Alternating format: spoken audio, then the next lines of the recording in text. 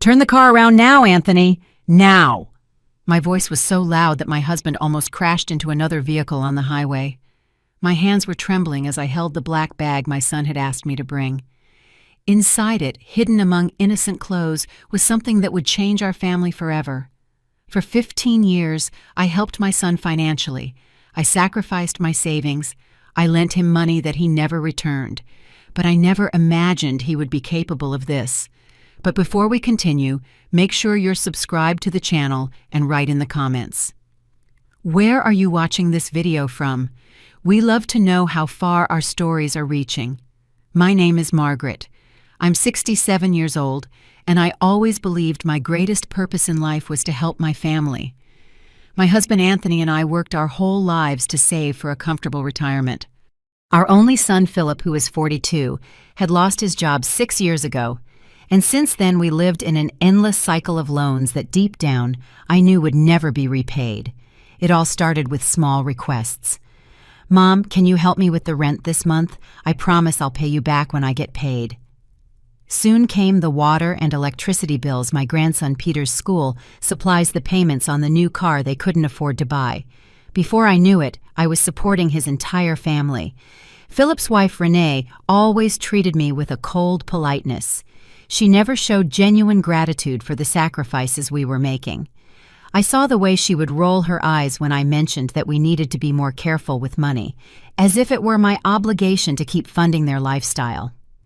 2 months ago, when they asked me for $25,000 to enroll Peter in a private school because he was being bullied in public school, I finally set a limit. "I can't anymore, son. Our retirement money is running out. We'll find another public school, talk to the administration about the bullying." The look Philip gave me in that moment was as if I had betrayed him, as if saying no after years of saying yes was an unforgivable crime. In the following weeks, the treatment changed drastically. They no longer let me see Peter on the weekends. When I called, they always had excuses. "He's sleeping. We're just leaving now. He has a lot of homework." Every rejection was like a stab in my heart. Then 3 days ago, the surprise came. Philip called sounding more cheerful than he had in months. "Mom, we're thinking of taking a trip upstate this weekend. A friend lent us his cabin. We thought it would be great for all of us to go so Peter can spend some time with his grandparents. What do you think?" My heart raced with joy. Finally a chance to see my grandson to fix things. "Of course, son, we'd love to go." "Great." "Oh, and Mom, could you bring an extra bag for us? Our car is already full with Peter's things." "No problem," I replied without hesitation. On the morning of the trip, Philip and Renee showed up with a plain black bag. Nothing suspicious about it. We put it in our car and agreed that they would follow right behind us on Highway 150 towards the cabin. We had been on the road for almost 2 hours when my cell phone rang. It was Philip. "Mom, the bag we gave you. You didn't open it, did you?" That question sent an instant chill down my spine. There was something strange in his tone. "No, why would I open it? For no reason. It's just, I love you, Mom.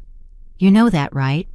In 40 years, my son had said those words to me, maybe half a dozen times, and never like that in that way, like a farewell. "Philip, what's going on?" "Nothing, Mom. Just keep driving. We'll see you at the toll booth." I hung up the phone with trembling hands. Something was terribly wrong. "Anthony, pull over." "What? We're on the highway." "Margaret, pull over now," I yelled. My husband pulled over to the shoulder. Philip and Renee drove past us honking the horn. I asked Anthony to turn on the hazard lights as if we had car trouble. With my heart pounding, I opened the black bag. I moved aside some t-shirts, a child's pajamas, a Spider-Man-colored pencil case that I recognized as a gift I gave Peter for his birthday. And then at the bottom I found packages wrapped in black plastic. My blood ran cold. Even at my age, I knew exactly what that was. They were illegal substances, a lot of them. "My God, Anthony," I whispered, showing my husband. They were using us as mules. Philip and Renee had planned to use their own parents to transport illegal substances, knowing that an elderly couple would probably not be searched as thoroughly at police checkpoints on the highway. The destination was never a cabin upstate. We were going somewhere to deliver the merchandise. "Turn the car around now, Anthony." Now, I screamed, feeling a mix of panic and rage I had never experienced before. My husband looked at me with wide eyes, but he didn't question it. He made a U-turn at the first opportunity. As I looked in the rear-view mirror, I saw Philip's car stop and start to turn around too. "What are we going to do?" Anthony asked, his voice trembling as much as his hands on the steering wheel. "Call the police," I replied, feeling a lump in my throat. "Our own son was willing to send us to jail, Anthony. We have no choice." The moment Anthony dialed 911, I felt as if I were betraying my own blood. But what choice did we have? If we were caught with that amount, we would spend our last years in a prison cell. "Emergency, what is your situation?" A female voice answered. Anthony looked at me, his face as white as a sheet. "I need to report an incident. Our son put illegal substances in our bag without our knowledge." We're on Highway 150 at mile marker 107, heading back towards the city. As my husband spoke, I saw Philip's car approaching at high speed in the rearview mirror. My heart leaped. "Anthony, they're coming up behind us." "Ma'am, you need to stay calm," the voice on the other end of the line said. "A patrol car is already being dispatched to your location. Do not confront the suspects. Continue driving normally if you can." Philip's car pulled up alongside ours, and he was gesturing frantically for us to stop. Renee was in the passenger seat, her face twisted into an expression I had never seen before, fear mixed with rage. "Keep driving," I whispered to Anthony. "Don't stop." My husband accelerated, but our old car was no match for Philip's newer vehicle. He cut in front of us and slammed on the brakes, forcing Anthony to stop to avoid a collision. My God, what do we do now? Anthony seemed desperate, still holding the phone. "Lock the doors," the dispatcher instructed. "Do not get out of the vehicle." Philip got out of his car and ran to our window. His face was red, his eyes wild. He pounded on the glass. "Mom, what are you doing? Why did you turn around?" I squeezed Anthony's hand, looking for strength. "Don't open it," I begged him. Philip continued to pound. "Mom, open this door. What happened?" I looked into the eyes of my only son, the boy I rocked on feverish nights, who cried on my lap when he was rejected for the first time, who gave me my only grandson. Now at 42, he was willing to sacrifice his own parents to solve his financial problems. "We know what's in the bag, Philip," I said loud enough for him to hear me through the glass. "We called the police." His face transformed. Rage gave way to shock, then panic. "You what? Are you crazy? This is going to destroy our lives. You were going to destroy our son," I replied, tears streaming down my face. "Why did you do this?" "We owe money to dangerous people. Mom, it was the only way out. They were going to hurt Peter." Renee appeared beside him, grabbing his arm. "Let's go, Philip, now." Philip looked at me one last time, a mix of fear and betrayal in his eyes. "You've ruined everything, Mom." They ran back to their car and sped off, leaving tire marks on the asphalt. "They're running," Anthony informed the police. "Patrol cars are already on the way." "What is the description and license plate of the vehicle?" We provided the information, feeling as if every word was a stab wound to our own son. 15 minutes later, which felt like an eternity, 2 police cars pulled up beside us. We showed them the bag. We told them the whole story. I cried uncontrollably as I explained how we had supported our son and his family for years, how we had recently set boundaries, how he had planned this reconciliation just to use us as drug couriers. "Ma'am, what you did today was very brave." An older officer said, his gaze compassionate. "Unfortunately, we see many cases where criminals use the elderly and family members as mules, precisely because they are rarely stopped at checkpoints. You probably saved your own lives today." I sat on the shoulder of the road holding Anthony's hand while they took the bag and recorded our statement.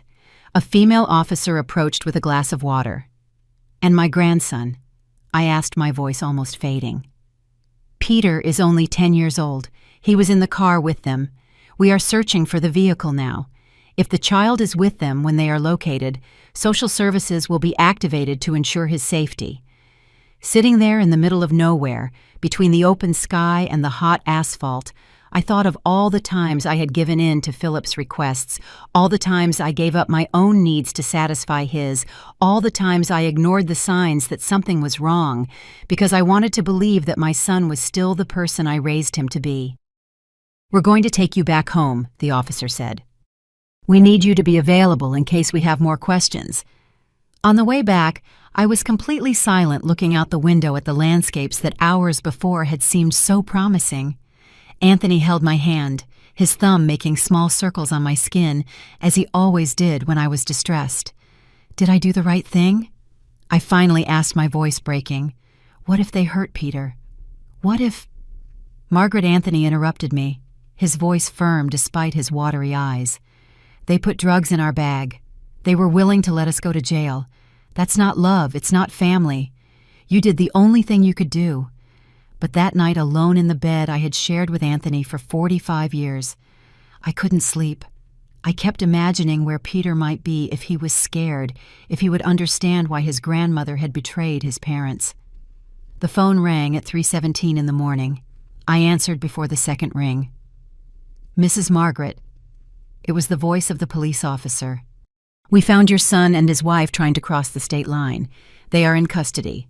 And my grandson," I asked, my heart nearly pounding out of my chest.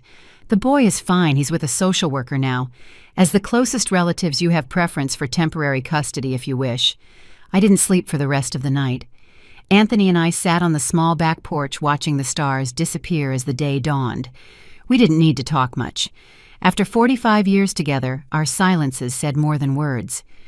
"We're going to get Peter," I finally said when the sun was already coloring the horizon. "Are you sure, Margaret? Are we old enough to take care of a 10-year-old boy?" I looked at my husband, at his calloused hands from a lifetime of work, at the eyes that now showed the weight of an unthinkable betrayal. "What choice do we have? He's our grandson. I can't let him go into foster care or to a strange family, not after all this." Anthony nodded slowly. "You've always had a heart bigger than the world." At 8 in the morning, we were at the social services office. The counselor, a middle-aged woman with kind eyes, received us in her small, stuffy room. "Peter is physically fine, but he is very scared and confused," she explained. "He doesn't understand why his parents were taken by the police or why he can't go home." "What did you tell him?" I asked. "Just that there was a problem and that we needed to find a safe place for him to stay for now. We think it's best that you explain it to him in the way you see fit." When Peter walked into the room, my heart sank. He looked so small, so vulnerable in his wrinkled Batman t-shirt and messy hair. His eyes, so much like his father's, were red and swollen. "Grandma." His voice was just a whisper. "Where are my mom and dad?" I opened my arms and he ran to me, burying his face in my chest, as he did when he was smaller. I felt his tears soaking my blouse. "Let's go home, my love," I said softly, stroking his hair. "Let's go home, and we'll talk there." "Okay." On the way to our house, Peter sat still in the back seat, clutching the school backpack that the social worker had picked up from his house. Occasionally, our eyes met in the rearview mirror, and I tried to smile reassuringly. At home, I made hot chocolate. It was always our family's comfort drink, and the three of us sat at the kitchen table. "Peter," I began, choosing my words carefully, "your parents did something wrong, something against the law, and that's why they're going to need to be away for a while." His eyes widened. "Are they bad guys?" The innocent, direct question hit me like a punch. How do you explain to a child that his parents are not monsters, but desperate people who made terrible decisions? No, my love, they are people who made a mistake. Good people sometimes do bad things when they are scared or desperate. It was about the money. "Wasn't it?" Peter asked, surprising me with his perception. "They fought a lot about money. My mom always said that if you helped more, we wouldn't be in this situation."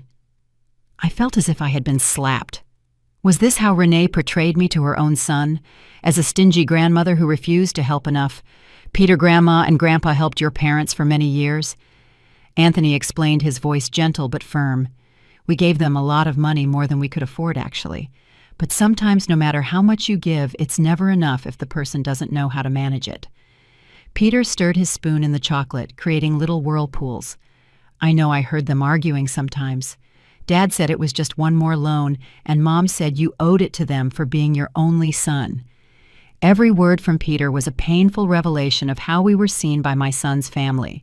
Not as generous people who sacrificed their own financial security, but as a bank that never closed a source of resources to be exploited.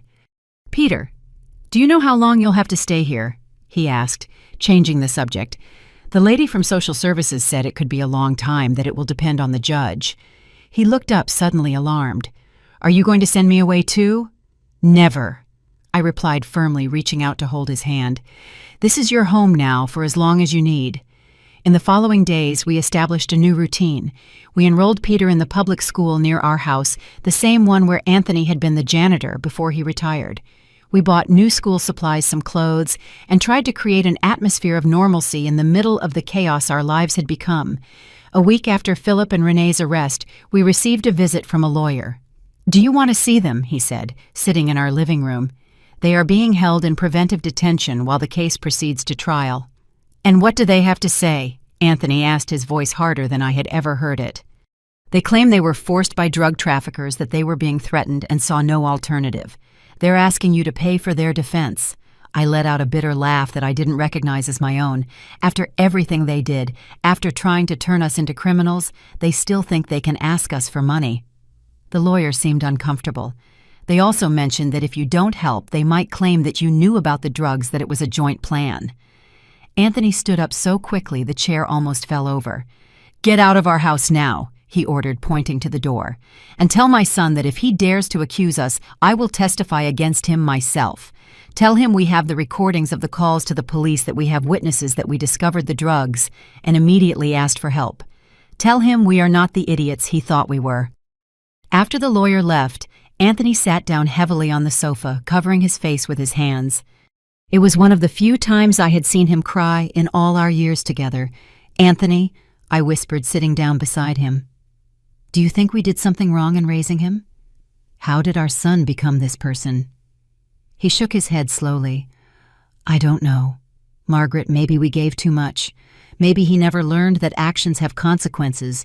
Maybe because we were always there to fix everything." That night, while Peter slept in the room that had been his father's, Anthony and I made a pact. We would not allow our grandson to grow up with the same sense of entitlement that had corrupted Philip. We would teach him responsibility, hard work, and above all, integrity. The next morning, I received a call from the prison. It was Philip. "Hello?" My voice came out hesitant, uncertain. "Mom." Philip's voice sounded different over the prison phone, harder, colder. I remained silent, not knowing what to say to the son who had tried to use me as a drug mule. "You destroyed our lives." He continued when he realized I wasn't going to speak. "Do you know what happens to people like me in jail? Do you know how long I could be in here?" I felt my knees weaken, and I sat down in the nearest chair. It was surreal to hear my son, the child I raised, accusing me of suffering the consequences of his own actions. "Philip," I finally managed to say, "you put illegal substances in our bag without our knowledge. You and Renee planned to use your own parents as drug couriers. And now you blame me for calling the police. It was our only chance, Mom. We owe money to dangerous people. They were going to hurt Peter. After you refused to pay for his school, don't you dare!" I interrupted, my voice trembling with rage. "Don't you dare use your son as an excuse. We helped you for 6 years. 6 years! We gave you money we didn't even have to support a lifestyle you couldn't afford. And when we finally said no to a ridiculously expensive private school, you decided to turn us into criminals." There was a silence on the other end of the line. "How's Peter?" He finally asked, his voice suddenly smaller. "He's with us. He's safe. He's in school.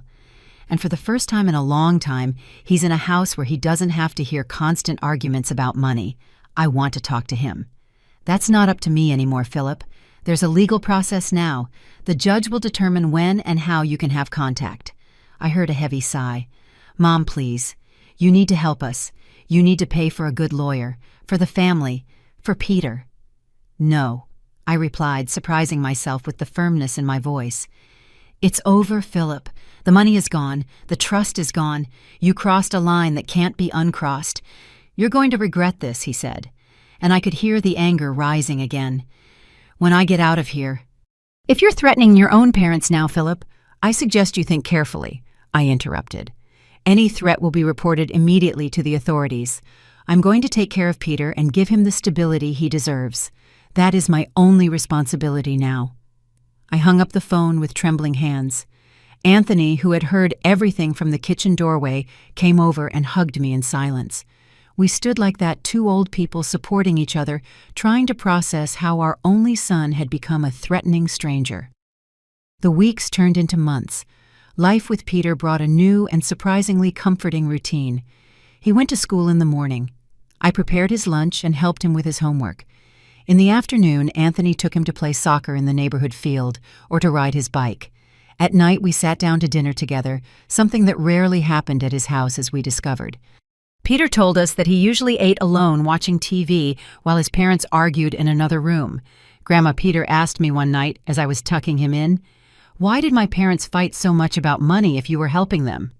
The question caught me by surprise. Peter was much more perceptive than we imagined.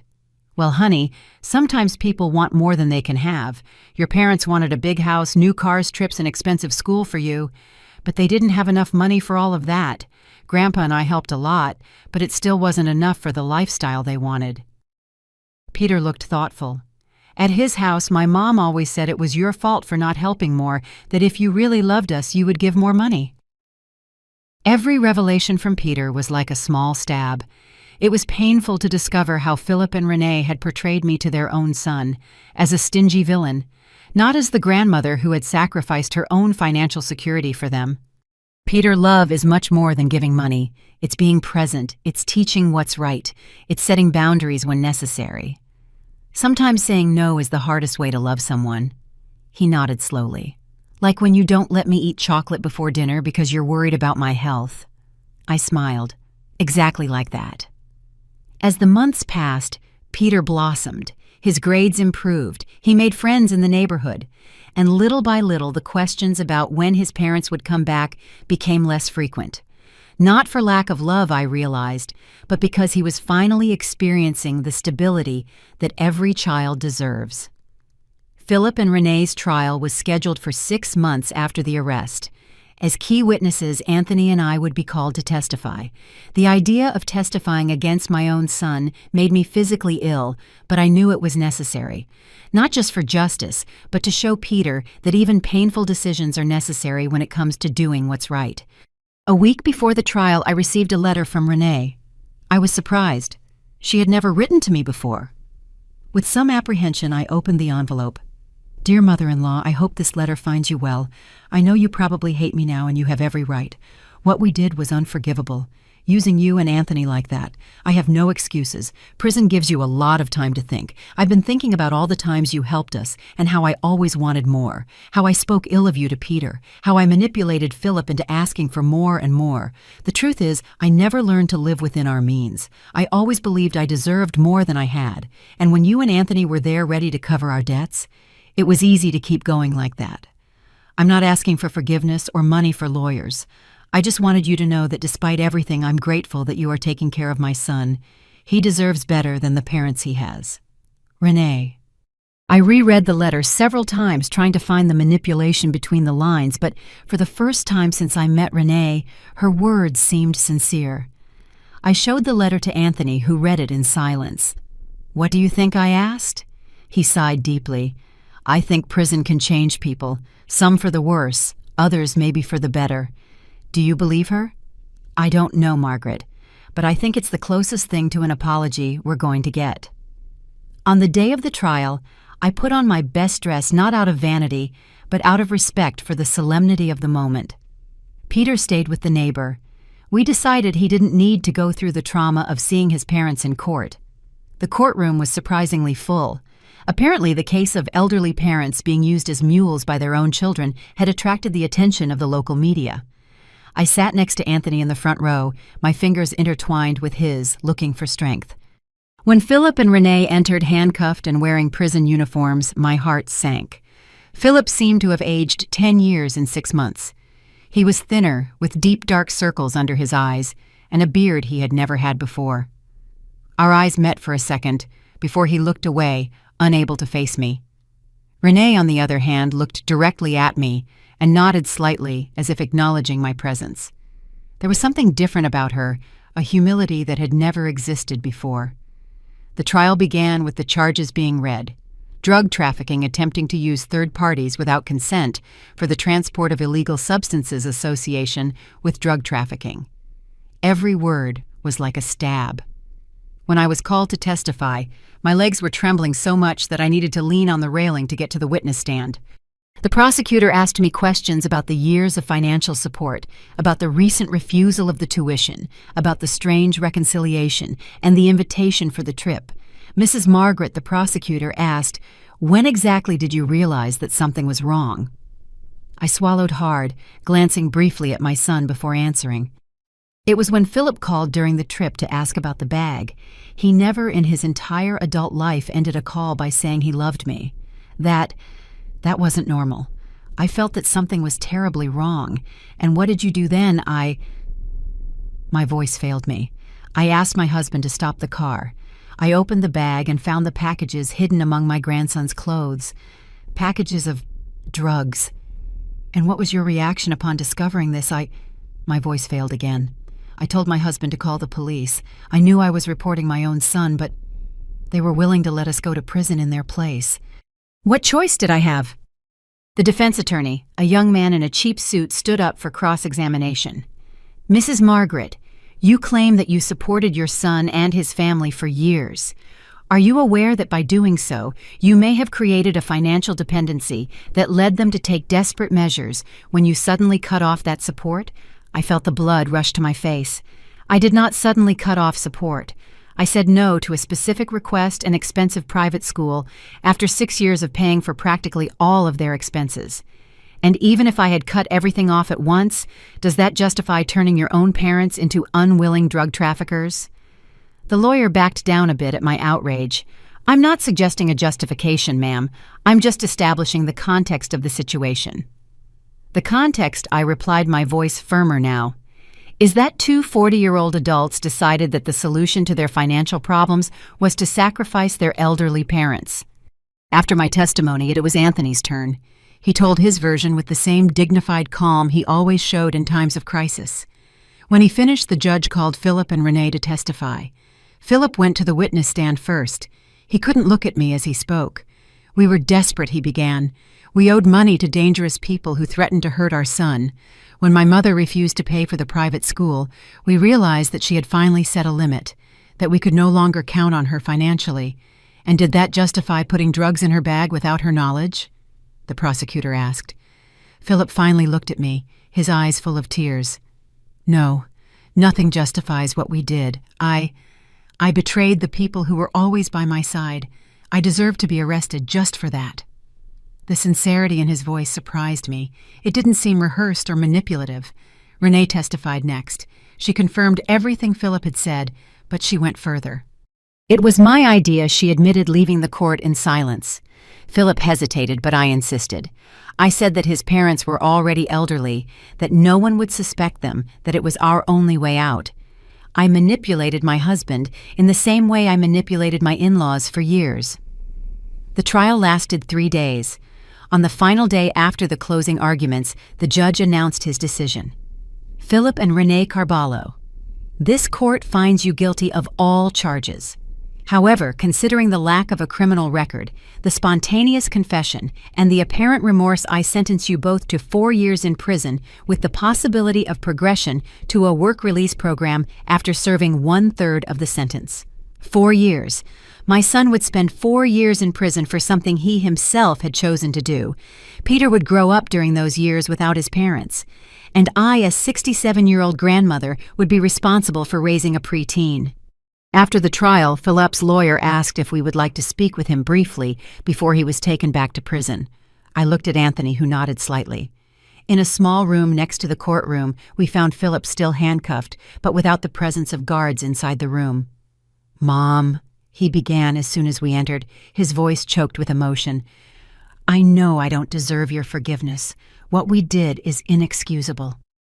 "Why, Philip?" I asked the question that had haunted me for months.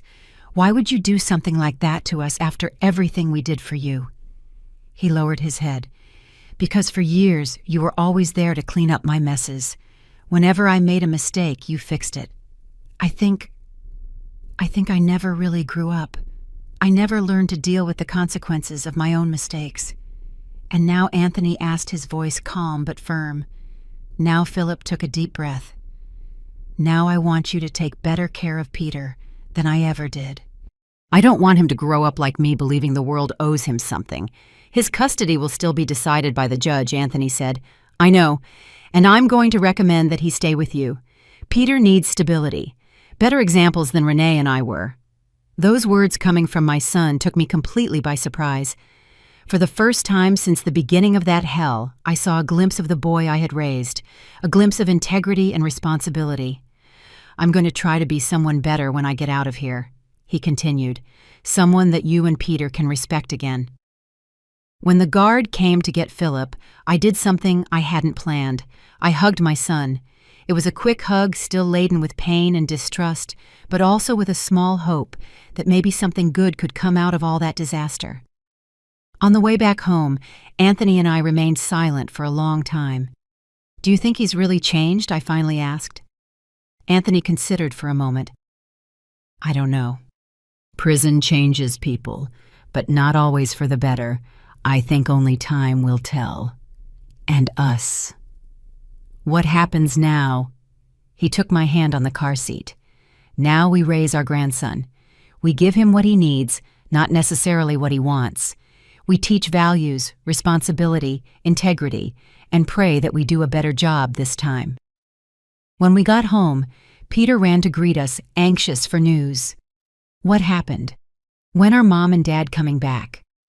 We sat down with him in the living room and explained as gently as possible that his parents would be away for a few years, that he would live with us during that time. Are they really going to jail? He asked, his voice small. Yes, honey. They did something wrong, and now they need to face the consequences. Peter was silent for a moment, processing the information. Can I visit them? That will depend on the family court judge, but probably yes, with some limits. He nodded, surprisingly composed for a boy his age. Okay, I understand. That night, as I was making Peter's bed, he asked me a question that would stay with me for a long time. Grandma, do you still love Dad even after what he did? Peter's question caught me off guard. How do you explain the complexity of a mother's love to a 10-year-old boy? How do you say that it's possible to love a person deeply and at the same time be devastated by their choices? Peter. I began sitting on the edge of the bed. A mother's love is complicated. I love your father, yes. I will love him forever because he is my son. But that doesn't mean that I accept or approve of what he did. Loving someone isn't giving them a free pass to do bad things. Peter thought for a moment, clutching his worn-out teddy bear. Like when you love me, but you ground me if I do something bad? I smiled at the perfect simplicity of his analogy. Exactly like that, honey. I love you too much to let you grow up believing you can do anything without consequences. And will you love me even if I do something really, really bad one day? Like Dad did. I felt my heart ache with the fear in his voice. Always, Peter. Always. Nothing in the world could change that. He nodded, seeming satisfied. Then I think it's okay that Dad is in jail, as long as you still love him. The following weeks were dedicated to establishing a new normal. The social worker visited regularly to check on how Peter was adjusting. The family court judge determined that for now, Anthony and I would have provisional custody, with the first visit to his parents scheduled for 2 months after the start of their sentence. On the day of the visit, Peter was nervous, changing his clothes 3 times before settling on a superhero t-shirt that Philip had given him on his last birthday.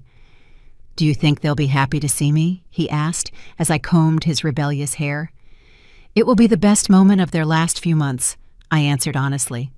The prison was a cold and intimidating place, even for a visit. Peter squeezed my hand tightly as we passed through the metal detectors and security procedures. The visiting room had concrete tables fixed to the floor and hard plastic chairs. Philip entered first. He was wearing the orange prison uniform and looked even thinner than at the trial. His eyes lit up when he saw Peter, and for a moment I could see the boy he had been before life, and bad choices transformed him. Peter knelt and opened his arms. Peter hesitated for only a second before running to his father, wrapping him in a tight hug. I felt tears in my eyes watching that reunion. No matter how many mistakes Philip had made, he was, and always would be, Peter's father. Renee entered right after. She was different. Her hair, once carefully dyed and styled, now showed gray roots. Her face, without the makeup I never saw her without, looked older and more tired. But when she saw Peter, her smile was genuine. I sat at a nearby table giving them some privacy, while Peter animatedly told them about his new school, the friends he had made the dog Anthony was considering adopting for him. "Grandma helps me with my homework every day," I heard Peter say, "and Grandpa is teaching me to play chess. They said that when I'm good enough, we're going to a tournament." Philip looked at me over Peter's head, his eyes communicating a silent gratitude that words could not express. After almost an hour, a guard announced that the visit was ending. Philip hugged Peter for a long time. "Be good to your grandparents," he said. "Listen to what they say. They are wiser than I ever was. When are you coming home, Dad?" Peter asked the question I knew he had been holding back. Philip looked at me again before answering. "It's going to take a while, son, but when I come back, I'm going to be a better father. I promise." As Peter said goodbye to Renee, Philip approached me. "Mom," he said quietly, "I know I don't deserve to ask for anything, but please don't let him forget me. Don't let him think I don't care. I would never do that, Philip. He will always know that you love him." Philip nodded, swallowing hard. "Thank you for everything, for taking care of him, for not letting him go to a shelter or a foster family. He's my grandson," I replied simply. "And you, with all your mistakes, are still my son." On the way back home, Peter was unusually quiet. "Are you okay, honey?" I asked, watching him in the rearview mirror. "They seem different," he finally said. "Different how smaller. Dad always seemed so big. And Mom was always put together with makeup and her nails done. Now they look like normal people." I understood what he meant. For a child, parents are almost mythological figures, larger than life and fallible. Seeing Philip and Renee in prison, vulnerable and diminished, must have been a shock to Peter's vision of them. "They are learning some difficult lessons," I explained. "Sometimes we need to lose everything to realize what really matters." "Like what?" "Like family. Like being honest. Like taking responsibility for our mistakes, instead of trying to make other people pay for them." Peter was silent for the rest of the way, lost in thoughts that I could only imagine. The months turned into a year. The bi-monthly visits to the prison became part of our routine. Peter adapted surprisingly well to his new life. His grades were excellent. He had friends played soccer on Saturdays on a local team that Anthony started coaching voluntarily. The social worker who visited us regularly commented on how Peter seemed happier and more confident than when she first met him. "You are doing an incredible job," she said during one of her visits. "It's not common to see children adapt so well after a trauma like this." "He's strong," I replied, "stronger than I was at his age." Philip and Renee, meanwhile, seemed to be changing in prison. Philip got a job in the prison library and began studying to finish his college degree through a distance learning program. Renee got involved in a crafts program and even started giving sewing classes to other inmates. During visits, they always asked about Peter's school, his activities, his development. They seemed genuinely interested in his life, not just worried about when they could get it back. On one of the visits about a year and a half after the arrest, Philip asked to speak with me alone for a few minutes. "Mom, I've been thinking a lot." He began, his tone more serious than usual. "When I get out of here, I don't want you and Dad to support us again." I raised my eyebrows, surprised by the statement. "I want to do things the right way this time," he continued. "I'm studying. I got a qualification in accounting. I'm going to look for a job, live within our means. No cars we can't afford, no expensive private schools. That's good to hear, son. And I want you to promise me one thing," he said, leaning forward. "If I go back to my old habits, if I start asking for money or trying to manipulate you, say no immediately, no matter what excuse I give you." The sincerity in his eyes moved me. It was the first real sign that Philip was genuinely committed to changing. "I promise," I replied. "But I hope I don't need to keep that promise." He smiled a sad but honest smile. "Me too, Mom. Me too." That night I told Anthony about the conversation while we were washing the dinner dishes. Peter was already in bed, exhausted after a day at the water park. "Do you believe him?" Anthony asked, drying a plate. "I want to believe," I answered honestly, "but I know that real changes take time and that good intentions in prison are different from facing temptations in the real world." Anthony nodded. "Do you know what worries me the most? What will it be like for Peter when they get out? He's so well adjusted here with us. The transition is going to be difficult." It was a concern I also had. Peter, now almost 12, was thriving under our care. The idea of disrupting that stability distressed me. "Let's take it one day at a time," I said, repeating the mantra that had sustained us during that turbulent period. One day at a time. Peter's 12th birthday arrived on a sunny Saturday in September. We prepared a small party in the backyard. Nothing extravagant, just a few friends from school, a homemade cake that he helped me make, and a table of simple treats. The difference from the elaborate parties that Philip and Renee used to throw was noticeable. "Are you sure you don't need help with the party costs?" the social worker had asked during her monthly visit, clearly concerned about our limited retirement budget. "We're fine," Anthony replied with a smile. "We discovered that children need more attention than expensive parties." It was true. Peter, who used to have themed parties in children's halls with expensive gifts and professional decorations, seemed happier with our simple homemade celebration than I ever saw him at previous parties. Maybe because now he really participated in everything from choosing the flavor of the cake to helping inflate the balloons. "This is the best birthday I've ever had, Grandma," he told me as we hung up the banners together. Even without the bouncy castle and the cotton candy machine, I asked, half joking, half serious. He shrugged. "It was fun, but I barely saw my parents during the parties. They were always busy greeting guests or arguing about something that wasn't how my mom wanted it. The wisdom of that child sometimes surprised me." At only 12 years old, Peter had already learned lessons about values and priorities that his parents took decades to begin to understand, and even then they needed a prison for that.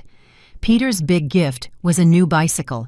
Not the latest model, but a good quality one that Anthony had restored from a used bike we found at a secondhand store. Together, they had sanded, painted, and repaired that bike for weeks, turning the project into a grandfather-grandson activity that created more memories than any store-bought gift could. In the middle of the party, while the children were playing soccer in the backyard, my cell phone rang. It was the prison's number. Philip had received special permission to call on his son's birthday. "Mom, is Peter nearby?" "Yes, Philip. Do you want to talk to him?" "Please." I called Peter, who came running, his face red from the rush and smiling from ear to ear. "It's your father," I said, handing him the phone. Peter chatted animatedly for a few minutes, describing the party, the friends, the bike that his grandfather had repaired for him. "Yes, Dad, I'm really liking it," he said in response to something Philip asked. "Grandma and Grandpa said that maybe we can go fishing next holiday at their neighbor's farm." When the call ended, Peter gave me back the phone. "Dad wants to talk to you again." "Thanks, Mom," Philip said when I took the phone, for giving him a normal happy birthday. "I know it's not the party that Renee and I would have thrown, but it's exactly what he needs, Philip. Simple things made with love." There was a pause on the other end of the line. "I don't know how to thank you for everything you're doing. Keep studying, keep improving. That's the best thanks you can give us." "Mom, there's something else. I filed an application for the work release program. The lawyers think I have a good chance with good behavior, and the courses I've taken here." I felt a lump in my chest. A work release program meant that Philip would be out of prison during the day, returning only to sleep. It was the first step towards his full release, which was scheduled for just over a year from now with reductions for good behavior. "That's good son," I managed to say, trying to keep my voice steady. "I know it's complicated," he continued, clearly sensing my hesitation. "Peter is well established with you now. I don't want to mess that up, but I want to start being part of his life again little by little." "Of course," I replied automatically while my mind spun with the implications. Let's talk about it on the next visit." After I hung up, Anthony noticed my worried expression. "What happened, Margaret?" I told him about Philip's application for the work release program. Anthony was silent for a moment, thoughtful. "It was to be expected," he finally said. We couldn't keep him away forever. He's the boy's father, after all. I know. It's just that Peter is doing so well, so balanced. I'm afraid everything will be destabilized when Philip starts coming back into his life. Anthony took my hand. We can't control that, dear. We can only do our best and be there for Peter no matter what happens. 2 weeks later, we received the news.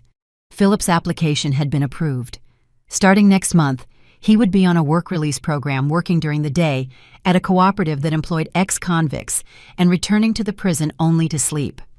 We sat down with Peter to explain what that meant. Your father will be able to see you more often now, Anthony explained. You can spend a few hours together on weekends, maybe even go out for ice cream or to the park. Peter's eyes lit up. Will he be able to see my soccer games? Probably yes, if it's during the allowed time. And my mom? Your mother is still in a closed regime facility, I explained. You'll still visit her every 2 weeks, as always. Peter nodded, absorbing the information.